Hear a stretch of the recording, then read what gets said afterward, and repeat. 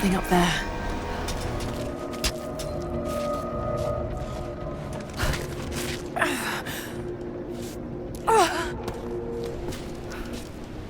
Welcome gamers, and you join me in part 2 of my Lara Rise of the Tomb Raider videos, as we take a look back at the last generation offering, as the talented team over at Nixxes have outdone themselves with what is an incredible and complete package on the Xbox 360, which, unlike the native display of the Xbox One, comes in at a 1280 by 720 and with a more aggressive plain FXAA as seen in the last Lara adventure on this machine, along with the lack of the Xbox One's abundance of shaded additional effects within scenes.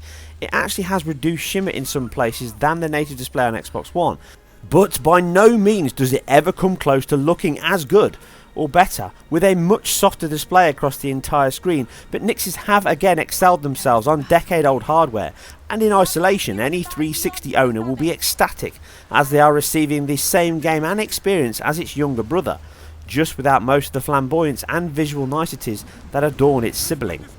The list of features included is much smaller than the ones that are not, though with most of the real-time cutscenes now being video files taken from the Xbox One's real-time versions, it does help reduce the install size, 6 gig versus 20.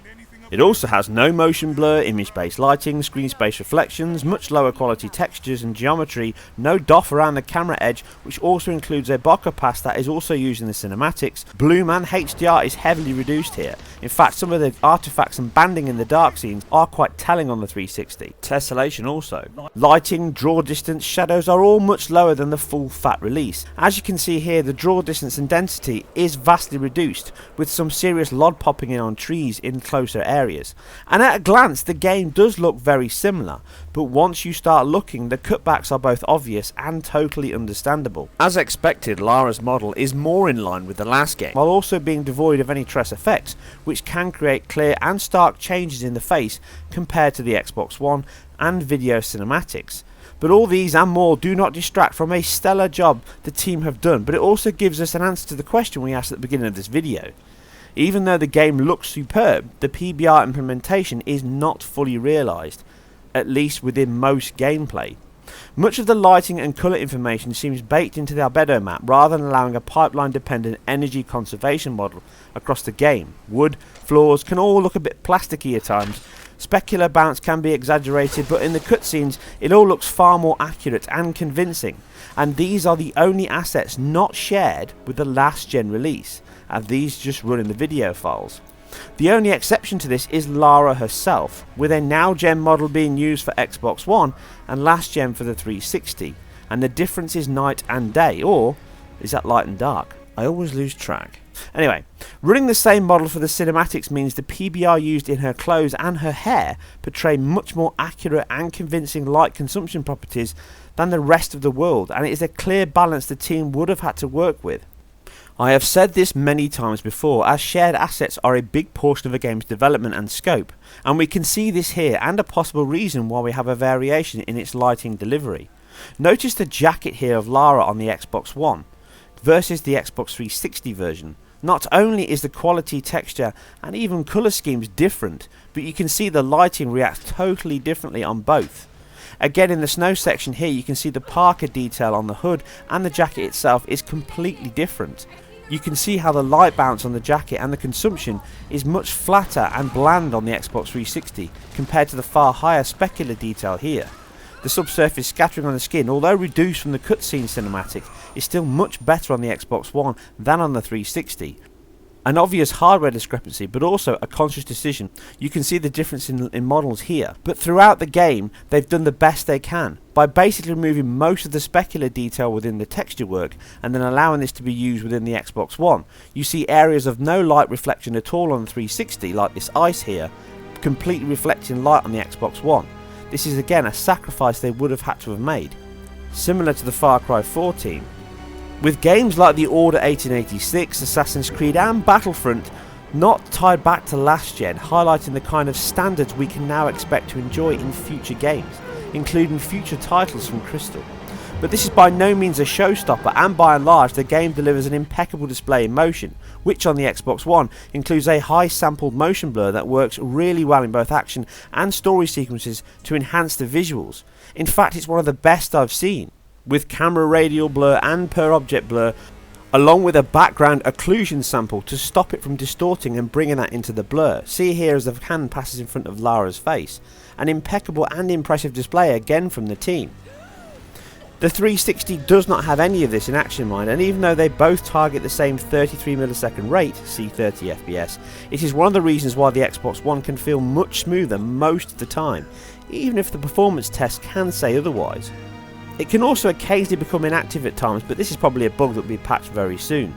In addition to the textures, post effects, view range, lighting is a huge change and highlights the leap that we are already taking for granted. From much higher resolution shadow maps, we also see much more realistic and high quality lighting now, far more shadow casting light sources, but overall the lack of both direct, volumetric and ambient light makes a huge change in the delivery of the game's presentation. I know which version I'd choose if I had the choice, and it's an absolute generational leap.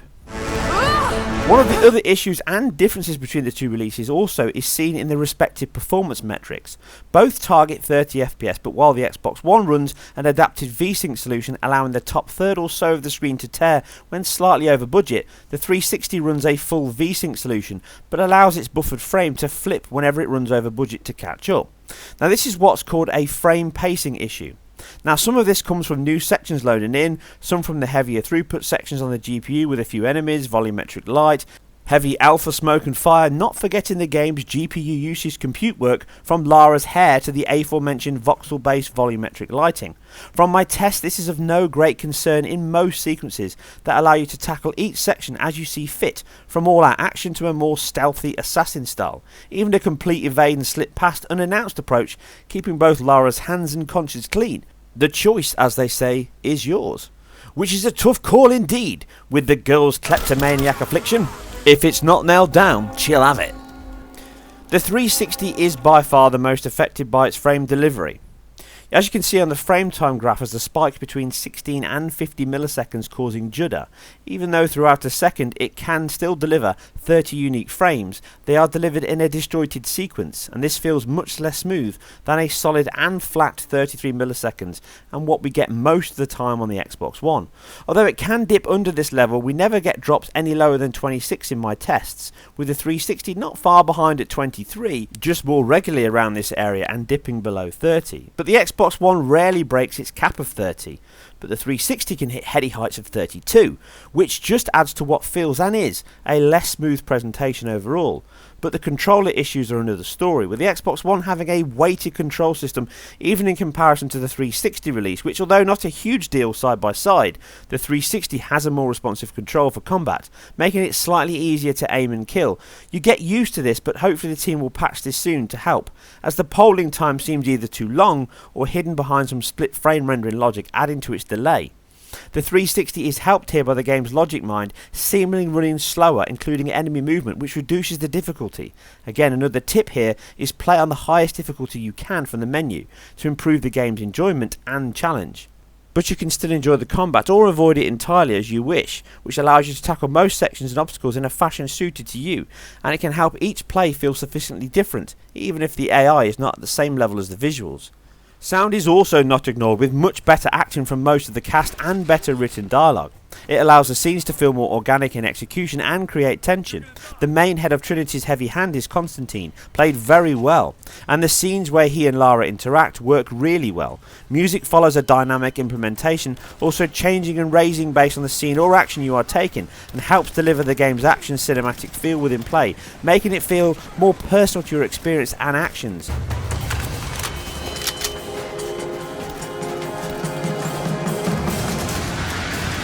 This is improved twofold by some post effects on sound, from occlusion and reverb in areas, along with the wind howls, the music and gunshots and explosions all add to an impressive package. Along with it successfully captures the feel of older Tomb Raider games with a vast collection of additional tombs to find and explore, finding them, unlocking them and generally capturing that feel of being the first person to find them after all these years, which impresses greatly by the impeccable display with which the game is presented. Yes, like I said earlier, there is some shimmer and some subpixel noise in certain parts of the game, mostly coming from the shader work. Overall, the presentation is faultless throughout, and you soon and quickly forget about all that and enjoy the presentation and visuals on offer. There's far more bonuses here than negatives, and people can dwell on the wrong areas far too often, sadly. Resolution is only part of the conversation, and again here, a 1920 by 1080 display still proves that you need more than just that to get a clean, crisp image. In fact, you need a lot more than that. Overall, Crystal Dynamics have delivered an impeccable display here, and a very impressive one, with Tomb Raider and Lara herself being a high point on the Xbox One, and I'm sure more machines next year. I can't wait to see more from the team, and hopefully even more from the engine. As always, I hope you guys and girls enjoyed this. If you did, then please hit the like and more importantly the subscribe button, as it means a lot to me and it helps me greatly, and as always I appreciate each and every one of you that does.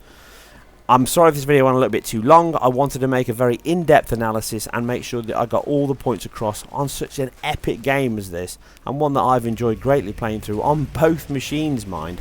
I've completed it on 360 and the Xbox One, and I'm sure many of you will be looking to pick this up either soon or around the Christmas time. It may be a decent deal with an Xbox One yourself. All I can say is you'll be impressed. As always, you guys and girls take care, and I'll see you very soon on the next one. Tomb's in Syria. Syria? Oh God, Lara, no. This is madness. Get your life sorted. Go home to the manor. You know I can't go back there. But this obsession ruined your father. I saw something. Something I can't explain. Now I understand what Dad was going through. It's all fairy tales. Nonsense. Don't go down this road. You know where it leads. It's the only thing that makes sense to me now. I'm going to find the Prophet's tomb.